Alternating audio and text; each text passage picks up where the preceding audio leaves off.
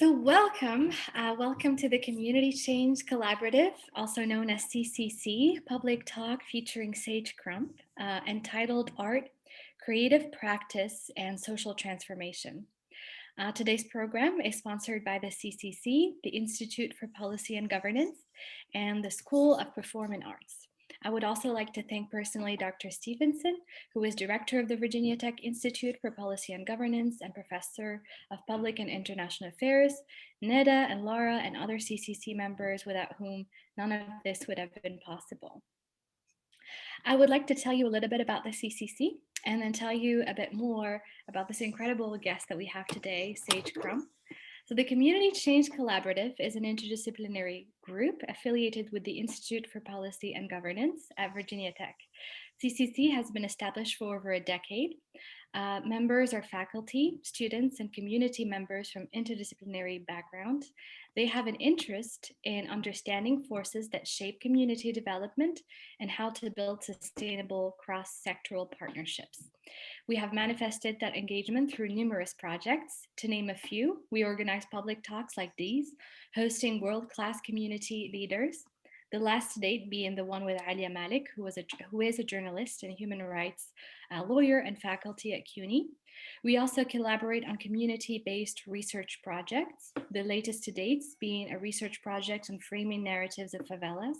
There's also an exhibit and a book that derives from that group that we can't wait to share with you. And we also have a podcast series entitled Trustees Without Borders on SoundCloud, featuring interviews with, again, worldwide community leaders with the help of senior fellow present here, Andy Morikawa. And we also host virtual weekly discussions on topics of community change and development. If you're interested to join, please contact Nida, and I believe her contacts will also be on the chat box. And last but not least, and I promise this is the last one, the upcoming event is a decoloniality and decolonization virtual symposium on March 4th. There will be more information coming to you if you're on the listserv. Please be sure to join us. Our guest speaker today, we are really, really excited to have, Sage, and we've been hearing about you for a very long time, so I'm really personally very eager to. And so bear with me, she has very impressive achievements, and I want to make sure that you go through all of those. So Sage Crump is an artist. She's a cultural strategist and facilitator who expands and deepens the work of cultural workers and art organization in social justice organizing. She also supports social justice organizations in understanding the role of art and culture and how they can play in movement building. Based in New Orleans, but working nationally, she believes in leveraging art, creative practice, and the cultural sector to transform systemic oppression. Sage is a member of Complex Movements, a Detroit-based artist collective whose interdisciplinary work supports local and translocal visionary organizing. She's also principal and co-founder with artist Muthi Reed of the Kinfolks Effect, also known as TKE Studios. Now, TKE Studio is an incubation space for multimedia, interdisciplinary artwork that examines the movement of Blackness through time and space. Sage Crump is also the program specialist for leveraging a network for equity called LANE at the National Performance Network. And LANE is a 10-year initiative that amplifies the leadership of arts organizations of color and rural organizations and grows their ability to thrive in culturally authentic ways. Last but not least, Sage is also architect of Emergent Strategies Ideation Institute, which is a body that shapes the way movements think about and go about transforming the world that we live in. She is also a board chair for Media Justice, Art to Action, a member of Alternate Roots, and a member of the Guild of Future Architects. Sage work incorporates complex sciences, emergent strategy, and creative practice to imagine the world we want to live in and build strategies and practices that will get us there. Now, as we proceed, I would like to remind you, please, to write down your questions in the Q&A box. And so to keep the conversation organized, I will read the questions that you raised to Sage toward the ends of her presentation. Sage, we're again very pleased to have you. What an impressive background. We can't wait to hear from you. The virtual place is yours now. Thank you. Thank you so much, Nada, and thank you everyone for taking some time out to talk about culture and art and how it impacts the world we live in and what we can, how we can shape it and how we shape the future. I'm really excited to join you all. I'm just coming off of a meeting with the Guild of Future Architects, so I'm filled with all this like future casting. So I'm going to bring myself down a little bit because I want to lay a little bit of the groundwork. I always appreciate folks reading my bio. Seems like a lot, but basically at its core is that I think about how culture is shaping us and how we shape culture so we can build a future where we can all live in our dignity and our full humanity. And that looks like a lot of different things.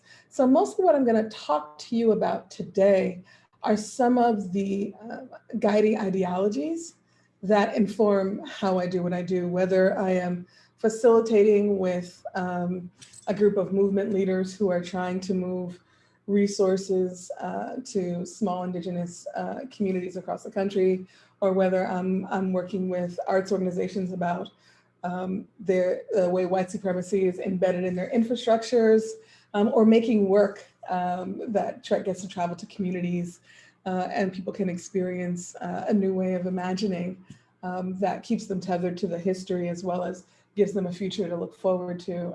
It all comes from the garden I'm about to share with you today. So I'm assuming there's someone who's handling the technical requests. I'm seeing a few. Can you all see me? Is somebody? Yes. I sure can. Great. So I'm going to do a little screen share and hopefully you'll be able to see the screen and myself at the same time, because I want to start right off the bat with a short video that grounds me in all of my work that I come to regularly. I feel like I watch this at least once a week, if not more. Talk about revolution not as an assault on state power and not as a war of movement, but as a war of position where that was much more horizontal than vertical, where we transform ourselves and our institutions and challenge the cultural hegemony of the ruling class. And that began to change concepts of revolution and how we internalize that enormous and important change and recognize that that is what is now on the clock of the world, I think is what we have to talk about today. In the 1950s, Einstein said, the splitting of the atom has changed everything but the human mind, and thus we drift toward catastrophe. And he also said that imagination is more important than education. In other words, the time has come for us to reimagine everything. We have to reimagine work and go away from labor. We have to reimagine revolution and get beyond protest.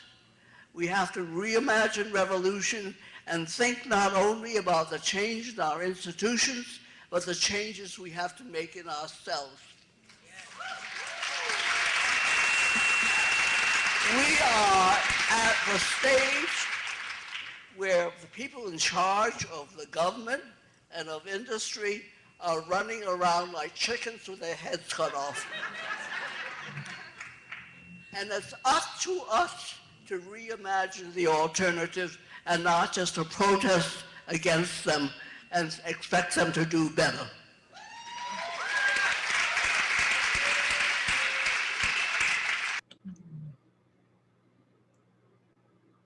And so for those of you who may not be familiar, that is the amazing Grace Lee Boggs.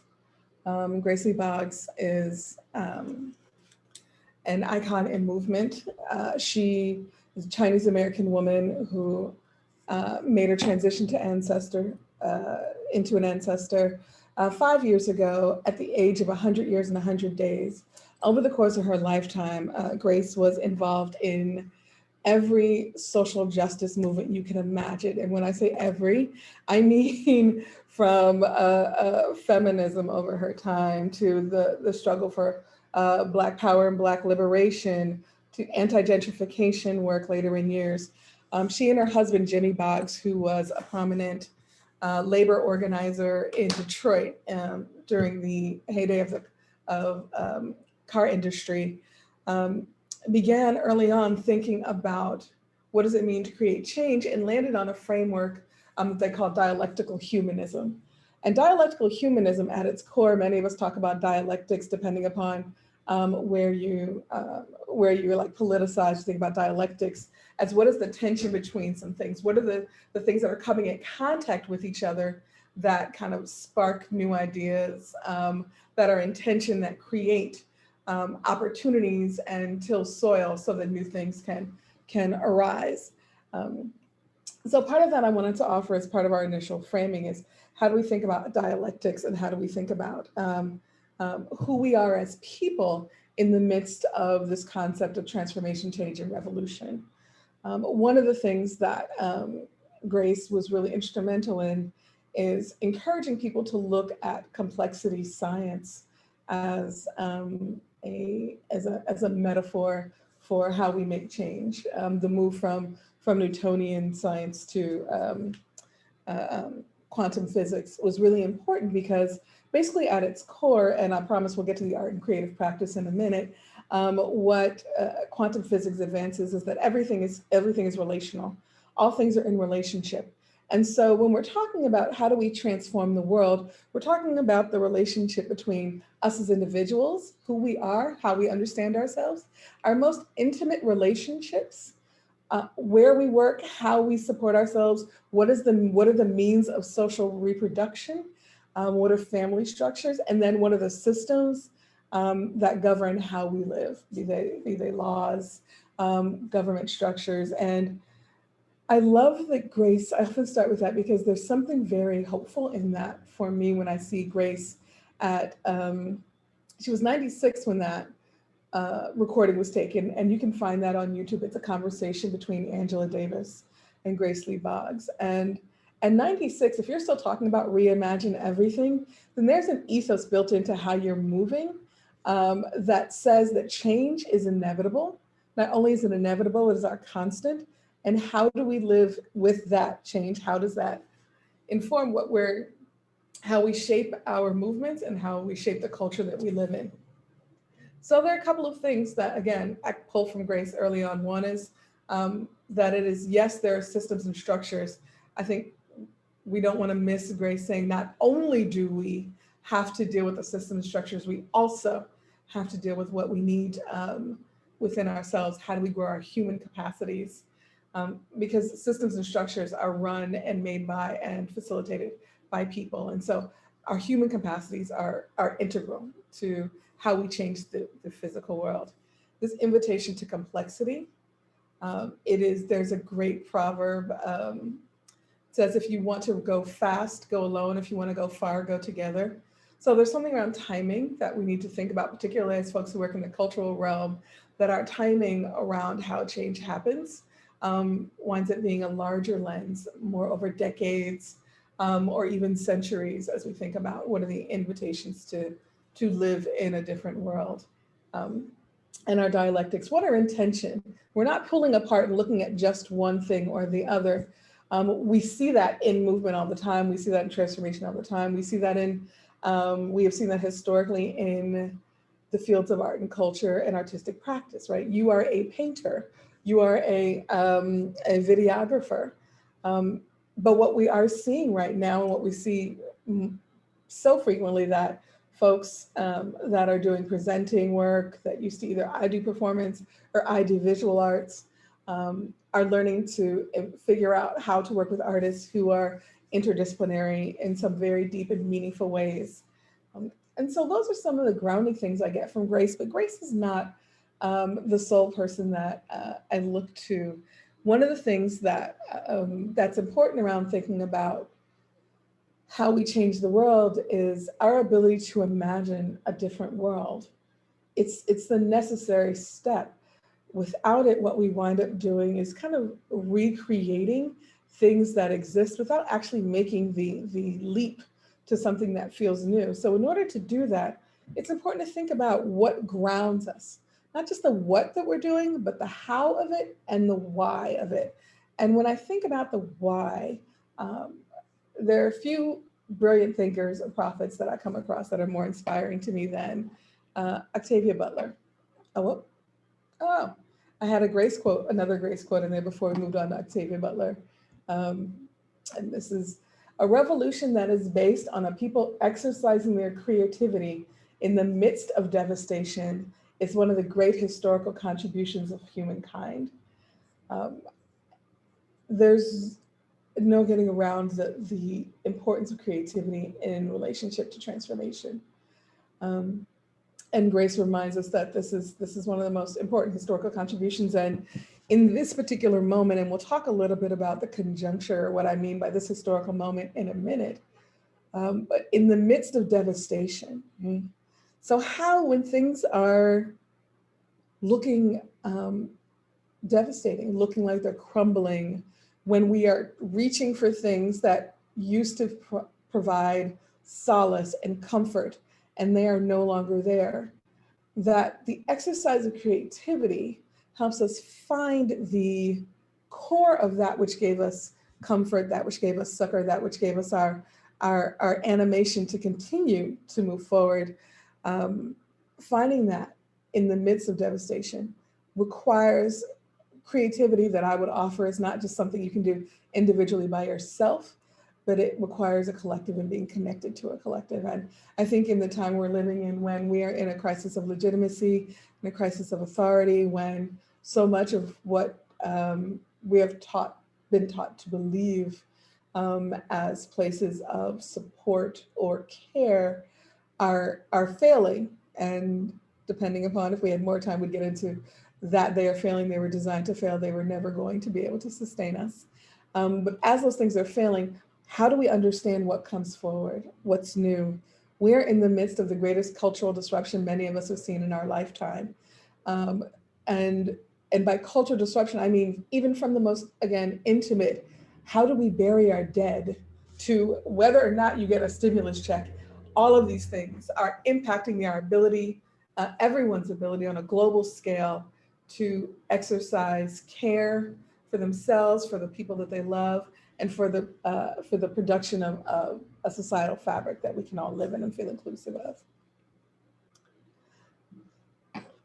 So now I'm going to move us into little Octavia Butler. Right? And many people I want to shout out, part of my work in the Emergent Strategy Ideation Institute. Emergent strategy is a theoretical framework developed by Adrienne Maree Brown. There's a book out, but there's also a beautiful podcast called The Parables, in which Adrienne Maree Brown and Toshi Reagan are going through the book Parable of the Sower, chapter by chapter, to see what it has to offer us in this moment about moving forward. And when Octavia in the book Parable of the Sower talks about belief initiates and guides action, or it does nothing at all, this is what we're seeing, right? This is the core of what makes cultural strategy, in my belief, a really important cornerstone to how we create change in the world we're living now. It's about, what do we believe? And there's a nuance in there, because belief initiates and guides action. And sometimes, particularly in our sort of progressive circles and things like that, we begin to create these binaries, these false binaries, right? Like, we are the group that loves, we are the group that listens, we are the group that cares, and I would offer that we have to really begin to build a nuance that's deeper than that and more explicit than that. Because love is, I would say, like, people who are against the gun, against restriction of gun laws love their guns, like they love their children. We can't take away someone's humanity while we're trying to find and build a collective space for humanity for all. What we can do is think about, how do we believe what we believe? How does that translate into the actions that people take? So Octavia Butler for me reminds me that I work in the realm of belief, but not just for belief's sake, not just for personal, for our own personal satisfaction, or for belief in holding on to our own sanity. And I'm not making light of any of that. That is integral. But it also guides the actions, the transformation of the world we live in, that is important for the collective to understand. So a lot of what I'm going to talk about is, how do we engage in building new collective beliefs so we can live in a different culture and build systems and structures that actually affirm that which we believe is true.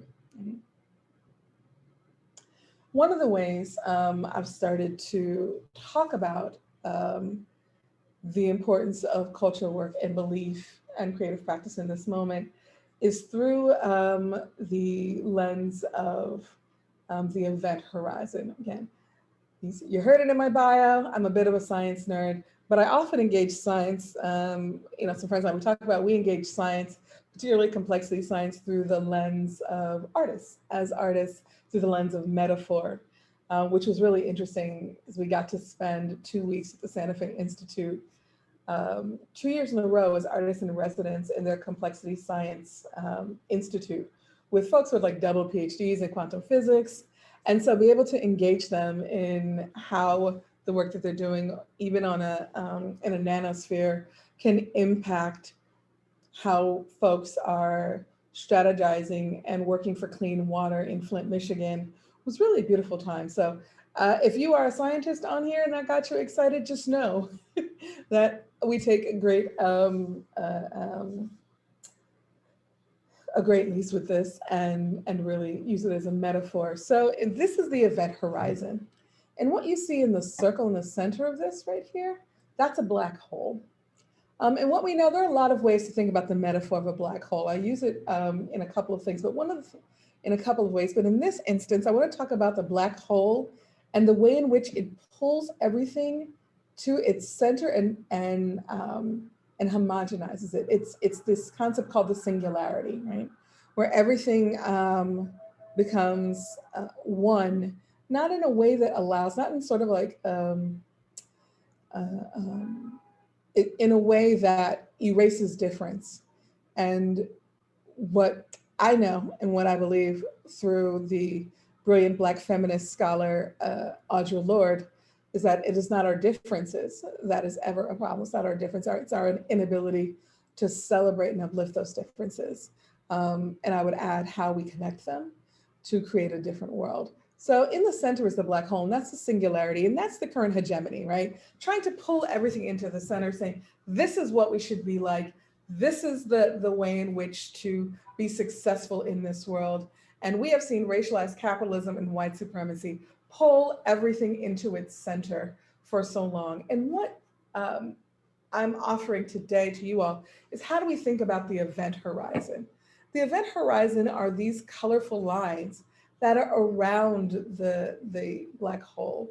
The event horizon is the barrier that says, actually, we can be different and work together and be connected. We don't have to homogenize. We can create and continue to create over and over again a world in which we are each seen and heard and felt for who we are and what we bring, that no one is disposable, that no one is wasted, but that we are regenerative, that we are generative, that we are regenerative, that we are passing on wisdom intergenerationally, that we are engaging in our most fantastical spaces of our imagination to connect that to the material conditions to create the world that we want to live in. And so I've been talking a lot about the event horizon, and that is the realm of culture, art, and creative practice. It is the event horizon. It is the place that is inspiring for people. It's the place that gets our minds thinking and juicy.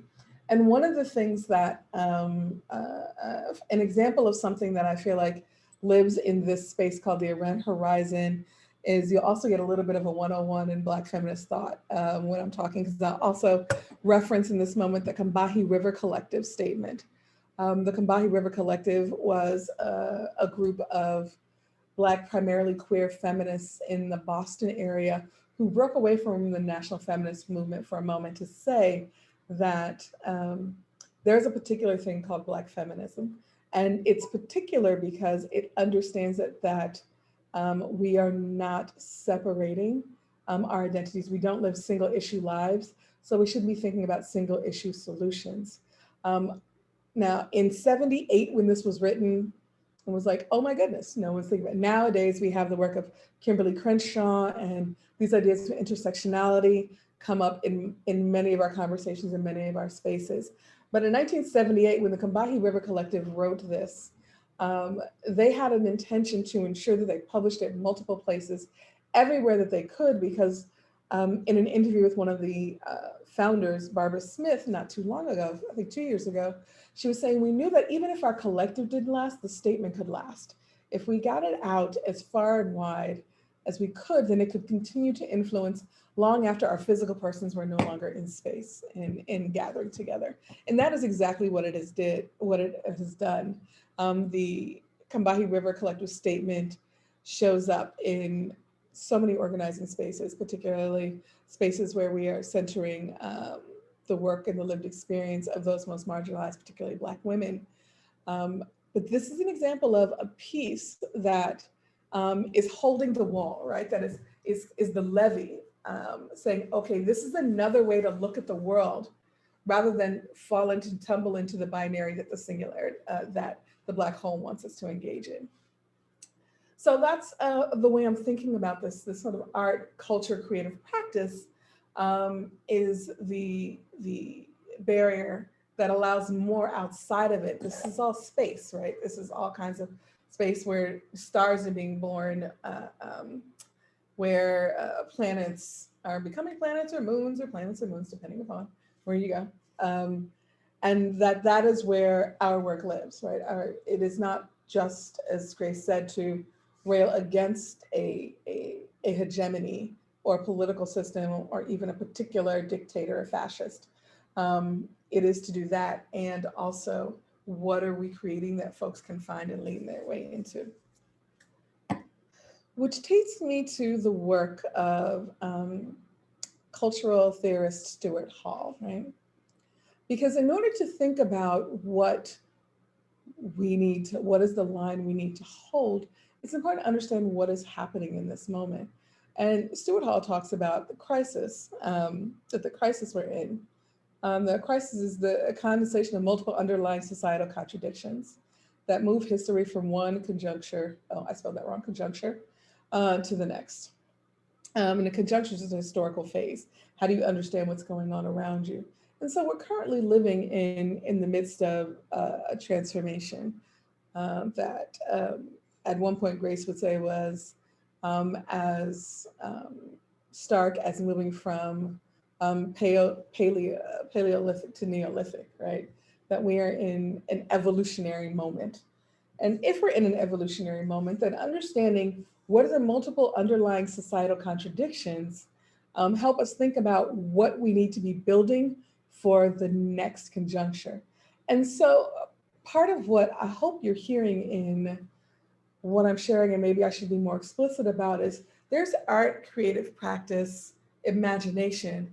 And I believe that those things are never divorced from an understanding of the historic material conditions of people that were living in our time, where people have lived. That these things are important to live together. And in this way, I think about the words of Toni Morrison, who says, oh, it just left me. Toni Morrison talks about all art is political, right? You are either advancing the status quo, or you are working to dismantle and create new pathways. That is the course of it. So when I am in spaces with artists, my first question is, what do you want your work to do? What are you thinking about?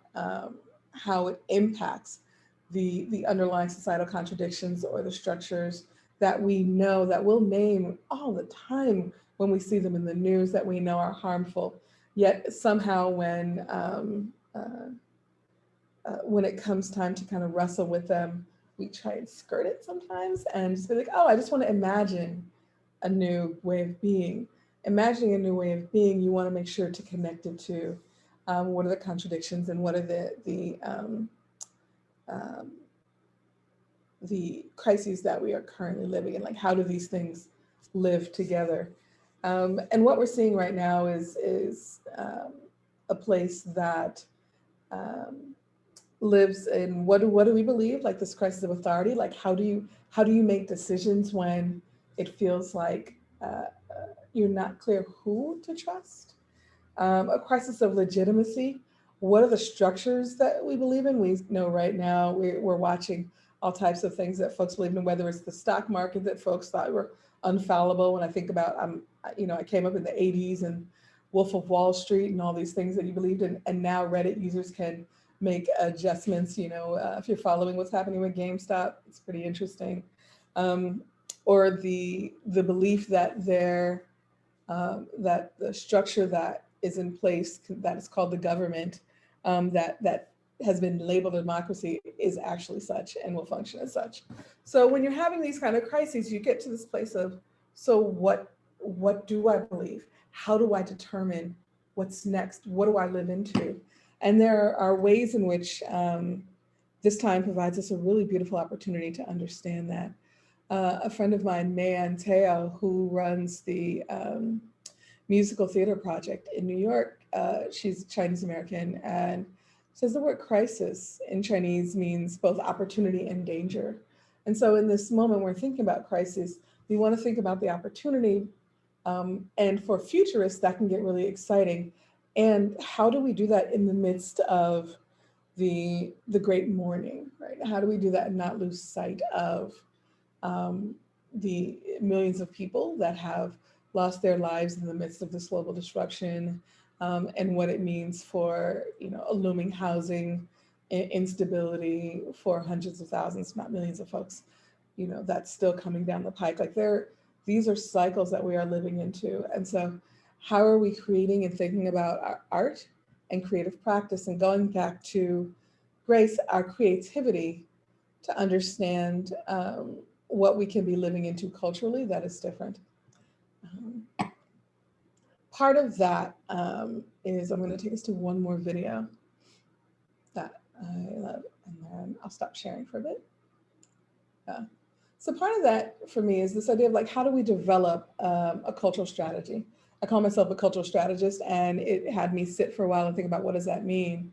And for me, that means that all the work I do lives in these four realms in some way.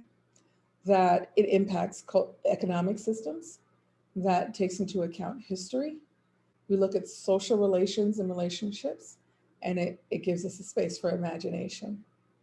So when I talk about economic systems, for instance, well, first of all, I'm talking about the end of racialized capitalism. Let's start there. Because we know racialized capitalism has never been designed to be a system that cared for everyone in the first place. It wasn't designed for that, it was designed for exploitation. And so a brilliant organization out of the Bay Area, Movement Generation, talks about economy at its root means care for home. So what are other systems of care that we can be building? What are other systems? We've seen so much conversation around mutual aid, but we want to put that in conversation with history, right? Like there are so many examples of historic ways in which folks who did not have access to resources through traditional measures were able to build economic systems of care that we could be looking at and adapting for the space that we're in now. I also think history is important because we're also in a space where folks are talking a lot about equity. And I like to say equity is great, but equity doesn't take into account history, right? The way which equity is often used is we want to create something that's more equitable. So let's open the door for everyone, and therefore we have built equity. But I think equity has to be in conversation with justice. Equity in conversation with history gets us to justice. So we can't skip over whatever deficits have been created by systems that have been put in place to encourage um, uh, uh, let's put it mildly, the exploitation of folks for the betterment of others, right? So history is something that is both a place for us to um, go back to and look to pull from the future. And it also is something that we have to keep in the forefront of our minds to be sure we're wrestling with, so that as we're creating pathways to justice and liberation, we're keeping to account where there have been, where folks have been intentionally held back and why. So then we're in our social relationships. The fabric of culture, how we be together, is social relationships. It is the primary cultural transmission, your family, your friend group. Even going back to economic systems, one of the things we're seeing in this moment is so many folks struggling because our social relationships over the course of time, and really only the last, what I would say 35 years, maybe a lot, maybe 50 years, has been so much on the nuclear family. And so, we lost those, houses where multiple, not really lost, but if you're looking at like the housing crisis or the ways in which subsidized housing was created, there was intentional disruption of collective housing. And somehow the more people that lived in your house meant you were poor and got looked down upon. But in this moment, when we are watching so many folks struggle with childcare while working at home, wouldn't it be nice to have a cousin who lived next door or someone who's in your pod, right? We're trying to rebuild the fabric of something that was pulled apart intentionally for how do we care for each other. And that's where we get into imagination, right? Imagination is key. There's that beautiful quote by Walida Amarisha, folks may have heard, where she says, all social justice organizing is imagination, right? And that we are currently living in the imagination of old white men.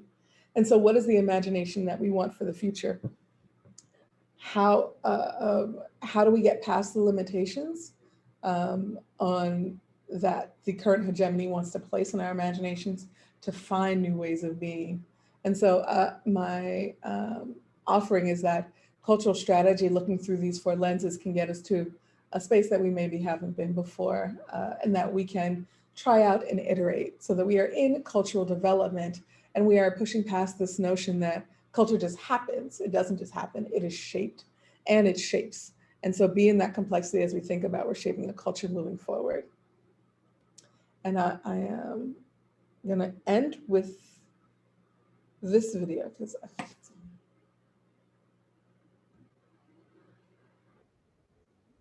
future, because that's what we're fighting for. I've said this before and I'm going to say it again until it lives in us. Activism doesn't build character, it reveals character. You feel me? You all are the revelation. These families are the revelation. And we need the revelation in order to have a revolution. We are not just fighting against the government. We are not just fighting against the president. We are not just fighting against an administration. We are fighting against a belief system. And so, our belief system must be stronger. Our belief system must be better. Our belief system must be irresistible. And that was Janaya Khan, also known as Future, one of the founders of Black Lives Matter Toronto, and a brilliant activist. And I wanted to end with that, because what I hope I have been able to share with you in this moment is, what does it mean to build a belief system? I'm sharing with you a little bit of mine and how it is guiding my work, and my encouragement, my prayer is that we all find ours, that you know what your belief system is, that you know what it is that is guiding what you are doing, that you live into it intentionally, that you have an opportunity to go back to it, to say, does it work in this current historical context, in this current conjuncture? And if not, then you are surrounded by folks that you can iterate that with, and grow. And I'm going to stop with my talking and see where we got some questions. Wow, thank you so much, Sage. You know, I found myself also thinking on this topic of imagination. I somehow I feel like there is no better time for it because we're sort of in that space of home, confined between our walls, and it's like thinking, okay, what can we make of this moment? How can we, you know, we can't just go back to what we view as normal, but what can the future really look like? So I think this is such a really timely way to sort of help us reflect in a more intentional manner about that. Please feel free to share your questions in the Q&A, and I'll certainly be sure to relate them. And I'll give you probably a couple of minutes. And perhaps in the meantime, Sage, as we sort of collect questions, or here, we have one from Casey, so I'll let Casey's questions guide first, and then I'll ask my later. Casey says, what do you think is the role of faith-based institutions and interfaith dialogue in reimagining the future? Mm-hmm. So I think faith-based faith-based and interfaith connections are deeply important because for many folks, that is the core of their belief systems, right? Like for me, like folks, I often, there is actually a church of Octavia Butler. There's a church of John Coltrane. There's like, there are these spaces where like how you build your faith. So the faith-based sort of religious models are still going to be really valuable. I think what's important is whether or not the faith-based or interfaith communities are creating an assessment of the current conditions of either their members or the world we live in. To what extent is that body, interfaith community or faith community, leaning into supporting people shaping the world they live in, because it shapes their cultural worldview. And so I think that there's a way sometimes that at its best, I will say, I love a pastor friend, Drew Turner, once said this to me. He said, God comforts the afflicted and afflicts the comforted, right? Which sounds a lot like activist Vincent Hardy, who says, you turn thinkers into doers and doers into thinkers. And like, how are we coming into these things in relationship? It's not enough to be able to tolerate what's going on. How do faith-based and interfaith communities encourage us to be living in different ways that push against the structures and that harm the collective? I think that's how. Thank you. Another question from Kristen, who asks, can you talk about how your belief system is enacted in your project? Absolutely. So I dropped a link into Complex Movements. I think that'll be one of the easiest. Or we'll start with Complex Movements. So Complex Movements is an artist collective, and we create large-scale interdisciplinary performance installations that encourage organizers primarily. We made it to shift how local organizing happens. Our kind of unofficial tagline is we change how people think about change. And so through, so there are a couple of layers inside. So there's the artistic work. There's an actual installation performance that happens that people come to. There's a discussion. And so there's content in the work. Also, how the work moves around the country. Like we, as an artist collective, are really intentional about who the work was made for. And so any system that we encountered, any person that was like, oh, we want you to come to our community, we're like, well, who's we? Is it just you and your board of directors? And because we want to know how you are connected to people who are organizing in the space. We knew that as touring artists, you often are seen as the hottest and the latest, right? And so there's a way in which touring, the way the touring system is set up in this country is extractive. And so the dollars for support for artists who live in a place are often paid to folks to come in and do work. And so we built a cohort as complex movements. We built a cohort in every city we went to so that they would have the same connections with funders and presenters that we had, but they had been doing work in the city for much longer than, of course, we had as touring artists. And we made sure that they were supported financially for their work and that they also helped us co-create some of the sharings that happened around the work that we were bringing. So again, we looked at a system that was historically financially only supporting touring artists and thought about how we could make that a more decentralized financial opportunity for other people involved. I'll also say leveraging a network for equity. It's a cohort of arts organizations of color. And when we first came in together, we talked a lot about like capitalization was sort of the framework, like how our organizations using their resources.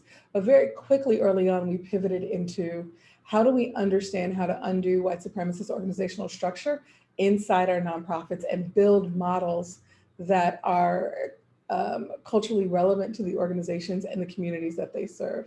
So we threw away this idea of like best practices and really got into some intimate questions around courage and how to create change as a collective rather than as a singular individual. What are long-standing systemic ways we could impact change, as opposed to just thinking about how do I just become healthier? How do we make a healthier ecosystem for artists and arts organizations? And so those are just some of the ways inside the work that I do that some of these values show up. I believe deeply in generative conflict as a facilitator. So we don't run from tensions, we look at them, we lean towards them and say, okay, if it's tension, there's heat. If there's heat, there's a question. And we want to get into that. So those are some of the reasons. Thank you. Another question from Sarah, who says, what is something you've imagined for the world that you've seen come to fruition? Something I've imagined, oh, you all have great questions. Something I've imagined for the world that I have seen come to fruition. I will say, so it's on a lot of our minds. We just came out of an electoral season. And one of the things that was really pressing, particularly in electoral movement work, was how do you build a liberal, progressive, radical coalition to ensure that we had a new administration. And so there were folks working together who ideologically hadn't been very close to each other in a very long time, very long time. And so you had folks like Frontline, the Working People's Party, working in conjunction with the ACLU,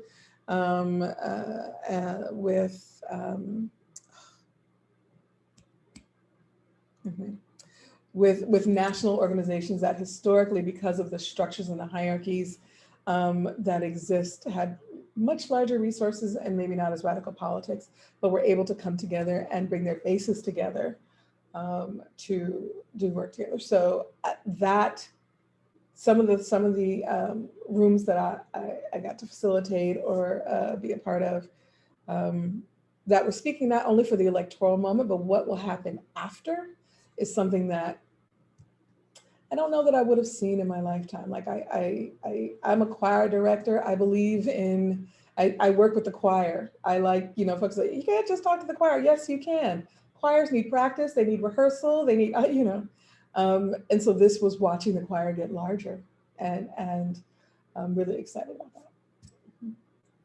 That's wonderful. Thank you. The other question is, so Rosie asks, how do we support next generation young folks who are confused about race and culture? How and where do they intersect? Mm-hmm. Thank you, Rosie. And hello, Rosie. Um, so I think there's this, one of the things that I think is really important inside our cultural framework is where our political analysis lives. I was really lucky that in my really formative years of my being politicized was within cultural organizations, Alternate Roots, WRFG, Aid Atlanta, that a lot of that was within folks who were already thinking about culture. But so what has happened though is that we now have cultural spaces where politics is not encouraged because it's icky and it's difficult, right? How do we agree? How do we learn? But I think what we are missing to answer Rosie's question is, where are we building intentional opportunities for political analysis and political dialogue inside our cultural organizations and inside our cultural spaces, for there to be a real dialectic to it. Like, where are folks like coming up against each other and being able to do that bumping up in a way that it shapes them, that it shapes everybody in the space.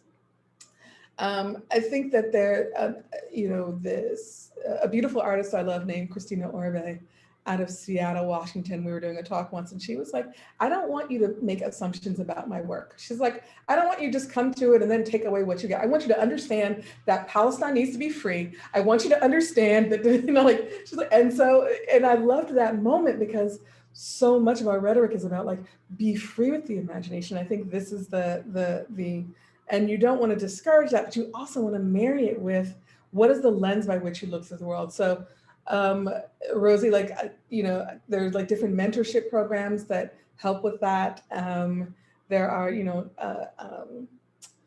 Women of Color in the Arts is one of my favorites, and where I particularly do my mentorship with young people.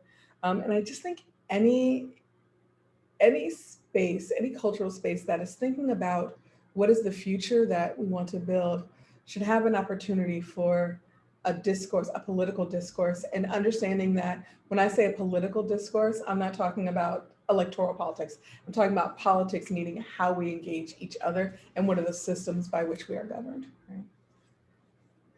Long story short, everybody start a reading club. Grab a book, start a reading club. Yes, that's certainly important as part of the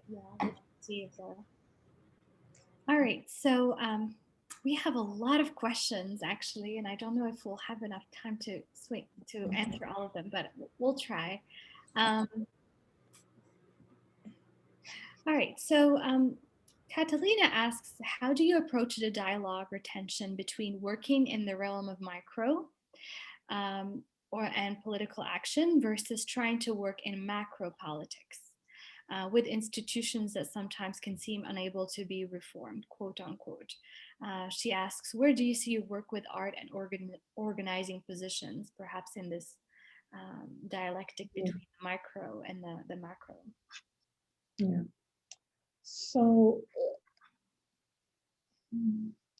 one of the kind of core tenets that shows up in sort of emergent strategy, the work with complex movements, it often comes up as this idea of fractals. Right? It comes out of complexity science, and fractals, and as a conceptually shorthand is self-similarity on every scale.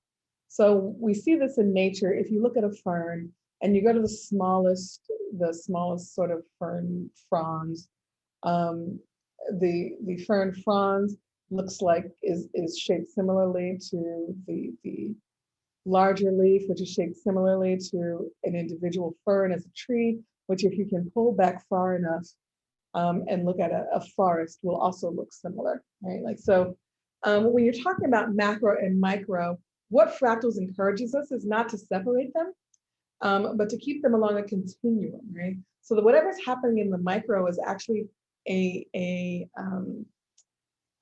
intention and guides what happens in the macro and vice versa. Like these things are flowing back and forth.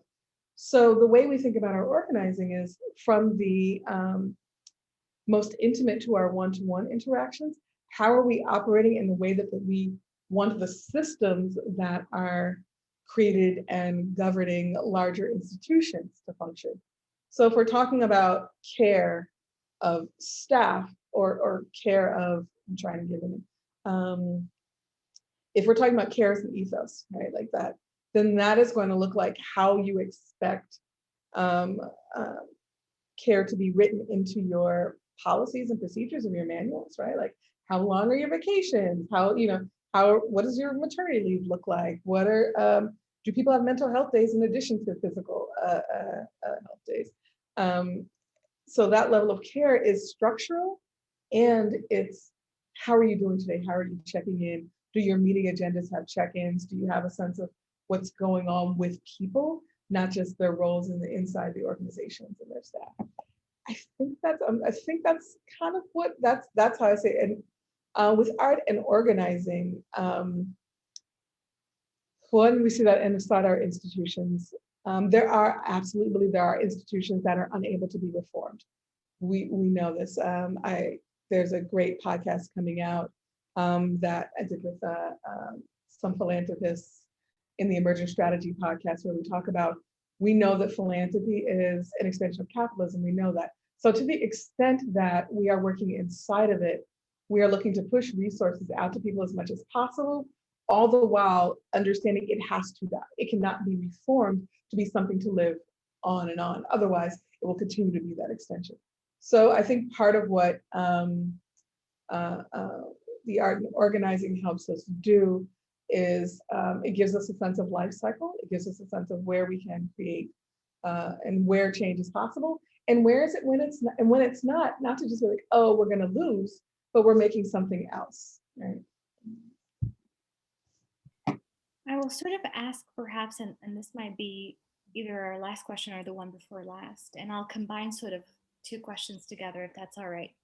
So this person, who prefer to stay anonymous, asks, how do you think white allies in the theater management field can help in this work of reimagining white supremacist structures in theater? And perhaps a follow-up from that question by Patricia, who asks essentially, how do performance events and curriculum need to change to better support the cultural workers of the future? Or perhaps here, in combination to the previous question, right? How does it support a reimagining of predominant systems? Mm-hmm.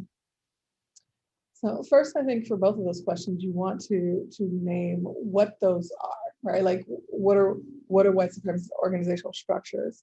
And the primary theoretician in that work that is a woman out of Durham named Tema Okun. And Tema Okun's work is I think central to at least giving folks a moment to figure out what does it mean systemically to be thinking about white supremacy structures, not just like this sort of racial justice training we're getting as individuals, but how is it living inside your policies and what you're doing? So I want to highlight Tema Okun's work if folks aren't familiar with it. And I think that becomes a way in which, as a white ally, you, and I would say just anybody really, can begin to say, this is where I see these practices happening. We need to do something about this, right? Like that's where the reimagine. You can't reimagine something you can't name. So you have to start with the naming first. Right? I think in the performance events and curriculum to support culture workers of the future, what follow the trend that you've seen, right? Like culture workers of the future are doing work in new and expansive ways. I often talk about self-determination. and how to build structures in which folks can enter it and feel their own agency inside of it. So what that often means is the structures that we're building look more like skeletons than firm ideals. And because they look like skeletons, it allows different people to come in and build from their own needs, really into a concept from Michel Foucault talks about heterotopias. And the thing is, if you build a singular scenario for everyone, then you're missing the fact that for some folks, what's a heterotopia is a dystopia for some, and for what's a dystopia for some is a heterotopia for others. And so there's an invitation for us, and I'm including myself as people who build programs, structures, to be able to build things that are flexible and supportive and allow a high degree of agency and self-determination so that we can see the different puzzle pieces kind of come together and create a bigger whole rather than trying to shape the puzzle piece into something that looks familiar to all of us, right? Long story short, get rid of silos and binaries. We're moving towards a culture that supports everyone. I wanted to ask for your permission. Would it be all right if we ask a few more questions, or is that all right? And we'll probably let it to say 5, 10 so 9 minutes or 9 to 10 more minutes, if that's all right. All right, so just to combine perhaps also a few questions here that we have.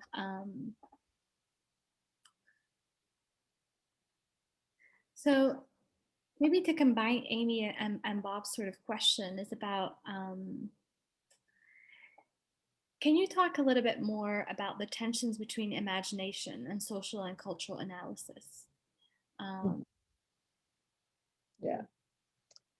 So I'm going to talk about what is historically considered attention. I'm laughing, Bob, because I don't know if I necessarily consider them intention as much as in conversation, which can feel like the same thing. But what happens is, like, there's the framing that we have been taught around imagination as this sort of free-wielding, automatic writing space is beautiful, right? Like it's a beautiful place to reside, and gives so much energy to how we create in the world, what we create. I think what you're referencing is this, like in relationship to the world in which we want to transform. So what could be considered attention is if your imagination is solely tethered to what you see around you. Like, how do you evolve what already exists? How do you engage what is to make it look different? But that doesn't always actually change it at its core. I think one of the things that it's one of the tools, I would say, to help with that, with that tension, or just expanding that space to be broader, is the world of visionary fiction and science fiction, right? Because if you're looking at, for instance, N.K. Jemisin's Broken Earth trilogy, if you've never read it, it is an entire world that she has created around geology, how tectonic plates engage. She doesn't even call them plates. It is a world that is unlike anything I had ever seen when I read the book. I had to read, I had to go back to remind myself of what this world was every time I put it down. And there's a line in that book where she says, one of the characters say, not all dead are buried. And it's this idea of, like, people who have lost something, who have lost their sense of self, right? Like, are still out and walking around. Now, I can, in the world, in N.K. Jemisin's imagination, I have no idea what she was thinking when she wrote that line, other than what it does for the story.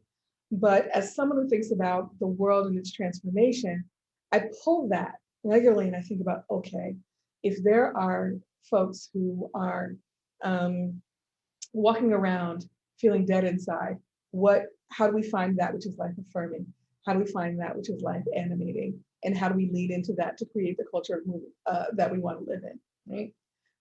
So part of the answer to that, as I'm talking it out about, is if we begin to engage imagination and social and cultural analysis as a collective, then we don't have to just live in one or the other or both, but we can be in relationship with each other and pull from each other to create something new together. I mean, Yeah. I've never met MK Jemisin, but that's, her creativity, her imagination is living with my analysis in order to create that which I believe is important for culture. Sage, if I may, and you've had such an extensive experience working with all sorts of eclectic, crowds and people.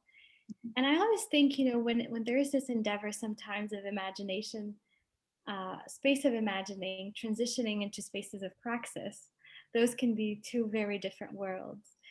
So, we all want a just word, but whether that means, universal income or something else, right? People will define different ways what justice means to them, etc. I'm just wondering, what kind of principles and beliefs do you sort of approach that room to sort of work through crowds, again, who have different imaginings, and different ways in which they want to translate their imaginings into praxis?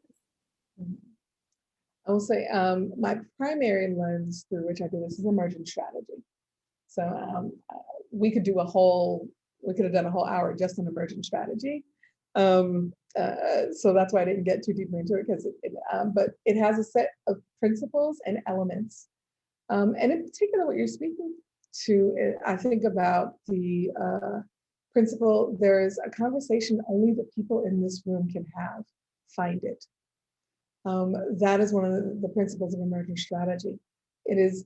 When folks are gathered and they have different imagining, they're imagining a different future, right? As a facilitator, I think about that, and just in general, as someone in the room, I think of my responsibility is to find the yes and in that. What is it that we can do that feels life affirming to all of us in this space? It may not be the 30,000 that I want to get, but that's also, again, what I spoke about, our relationship to time. We can't forget that there are interstitial spaces. The incremental is as important as the monumental, because that's how you get there. And so between that, there's only a conversation people can have. And what does it mean to build relationship first? And quantum physics at its core says everything is relational. And so we have, part of our training is to think of things as disparate. We're trained to think of things as this or that. I mean, it's my nephew's 7, and he's circling, in workbooks we're taught that we're taught difference first. And so that's the lens by which we work. But what happens if we begin to put on the lens of relationality? We're always looking for how things are interconnected, and make that the core. Then I think when you're in different spaces where people are have different imaginations on what's possible, then we can begin to see the interconnectedness in them and then weave them together to build a larger picture. Thank you, Sage. Last question, I promise. And Kara really writes it beautifully, so I'm going to go ahead and read it. So it says, as arts organizations are realizing they need to rebuild their structures in this moment of crisis, there may be a desire to build a different structure while still flying the plane, quote unquote, to keep everyone working. There is a desire for a pause, but the reality of all forces pulling on us means that we might build a very rickety plane. So the question is, how do you propose we address the current crisis, rebuild, and stay in the air? Mm-hmm. So I think that the first, again, like let's ground the current crisis, right? Like there's no option but to rebuild. Right? There's no option but to rebuild. There's no imagining a return to what was, right? So and that is not, I think if you're in spaces where folks haven't acknowledged that yet, be gentle with them. And also, you're going to be flying a plane while you're building a different structure. This is where this question is deeply connected for me to how we think about the pulling apart of the way racialized capitalism has built a sense of production and how we understand what production is, right? So there are a couple of phrases inside Kara's question that I think are worth playing with. Like, what does it mean for everyone to keep working? How do we understand work in this moment? What is work inside this current crisis? Keeping up with the same schedule you had a year ago is some folks are still trying to do it. Some folks have abandoned it. That's one of the things to really be interrogating. There's a desire for a pause, but the question is what happens in that pause? Like what is the pause designed to do? Is it just to catch a breath? Is it to imagine? So there's something inside that pause. It's not just a friend of mine, we were talking, it's like folks are talking about watching so much more TV right now. They're like, yeah, but am I watching it to check out or am I watching it to learn, right? Like, and in what ways? Like, how do I understand what I'm doing? Star Trek Discovery for me is a learning. It's not just checking out, it's deeply important. The plane is rickety. The plane is gonna be rickety. It's gonna be rickety for a long time. Again, we are cultural workers. We are at the outset, I mean, at the shortest, I think about Amilcar Cabral, who I talk a lot about, around someone who was a visionary and strategist for an armed struggle designed to create new culture. And he had a 10-year plan, like that was a 10-year cultural turnover for Guinea-Bissau. That was the intention. So what is the timeline by which we are thinking and naming how we think about when we expect the plane not to be rickety? And if change is actually at our core understanding, the plane may be rickety. You may start building a plane and then you learn that it's actually not a plane. It needs to go into the water. Like, we don't necessarily know. And so the question of, and stay in the air, does the plane need to stay in the air, right? There's a lot happening on the ground that you miss if you're only flying in the air, right? So what is the relationship between, and I know, Kara, I'm taking your metaphor and making it probably even more abstract, but I think these are the things that we want to question, right? This is where you want to be a protagonist. Like, why is it important for the plane to stay in the air? What kind of normalcy are we shooting for when what this time is teaching us is that iteration, innovation, nimbleness is moving. So how are we traveling? It becomes a question, not just whether or not we stay in the air. And if we crash, because crashes do, and I saw someone who had a question around generative conflict, that it is not the end all, but that we have enough of a theoretical framework, enough of a pedagogy that if that plane doesn't stay in the air and it crashes, that you have tools to rebuild, and you won't rebuild it the same, but you will rebuild it with a vision that you all started with in the first place. Thank you so much for answering all these questions so thoughtfully. Thank you for being generous with your time. It's been such a pleasure to have all of you. I will say, please join us for our next event on the decoloniality symposium on March 4th. Follow our activities here on the CCC. And just thank you so much, Sage. I mean, it's been very an invigorating talk and definitely inspiring, and sort of a reminder to always sort of question and keep the imagination and the praxis connected as we move and think through this world. So thank you so much. And goodbye, everybody. Thank you for asking. Everyone have a great day. Take care.